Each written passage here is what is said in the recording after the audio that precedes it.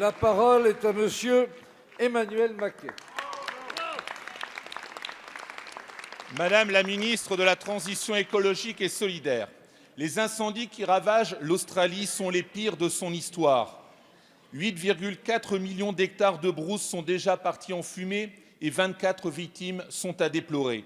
En tant qu'élu de la Somme, je suis particulièrement attaché au devoir de solidarité qui nous lie à l'Australie depuis la Première Guerre mondiale. Je crois exprimer le sentiment de l'ensemble de la représentation nationale en adressant aux familles des victimes ainsi qu'à tout le peuple australien nos sincères condoléances. C'est une catastrophe écologique mondiale liée au réchauffement climatique, comme l'Amazonie l'an dernier et la Californie l'année d'avant. Si nous ne voulons pas que la série noire continue, nous devons, Madame la Ministre, nous concentrer sur la réduction de nos émissions de CO2. Sur ce chantier urgent, que fait la France ? Le mois dernier, vous avez dévoilé de nouvelles mesures pour développer l'énergie éolienne. Pourtant, l'électricité française est déjà décarbonée grâce au nucléaire.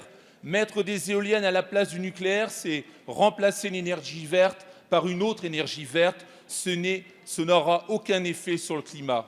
Nos premières sources d'énergie sont encore malheureusement le gaz et les produits pétroliers, toujours utilisés massivement dans le chauffage et le transport. L'électricité arrive, vous le savez, loin derrière. Comment expliquer dès lors que ce soit elle qui attire les dizaines de milliards d'euros d'argent public, tandis que la rénovation énergétique des bâtiments, infiniment plus stratégique pour réduire nos émissions, n'a le droit qu'à 400 millions d'euros. Madame la ministre, vous réduisez le pouvoir d'achat des Français pour acheter au consortium des turbines qui insupportent de plus en plus ces Français, qui ne sont pas recyclables, qui produisent une électricité plus chère et surtout qui n'ont aucun effet sur le climat. Madame la ministre, la situation de l'Australie nous interpelle. L'urgence, c'est de réduire le CO2, pas le nucléaire. Allons-nous enfin rediriger ces milliards vers les secteurs vraiment émetteurs de CO2 ? Merci, monsieur le député. La parole est à madame Elisabeth Borne, ministre de la Transition écologique et solidaire. Monsieur le Président, Mesdames et Messieurs les députés, Monsieur le député Emmanuel Maquet. Alors vous avez raison, les incendies en cours en Australie constituent une crise d'une ampleur sans précédent qui devrait malheureusement durer encore plusieurs semaines. Et c'est une catastrophe à la fois pour les populations avec des pertes humaines et également pour notre biodiversité. Et ces incendies sont la preuve que le dérèglement climatique est une menace pour notre planète et pour l'humanité. Alors face à des catastrophes de cette ampleur, nous devons tous être solidaires. Et c'est bien le sens de l'aide que le président de la République a proposée au Premier ministre australien, aide qu'il a acceptée.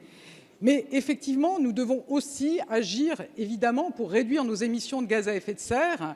Et c'est ce que nous faisons. Et nous mettrons en consultation avant la fin du mois notre programmation pluriannuelle de l'énergie, notre stratégie nationale bas carbone, qui donne une feuille de route dans tous les secteurs, l'énergie, le bâtiment, les transports, l'industrie, l'agriculture, pour réduire au plus vite nos émissions de gaz à effet de serre et atteindre la neutralité carbone comme nous nous y sommes engagés.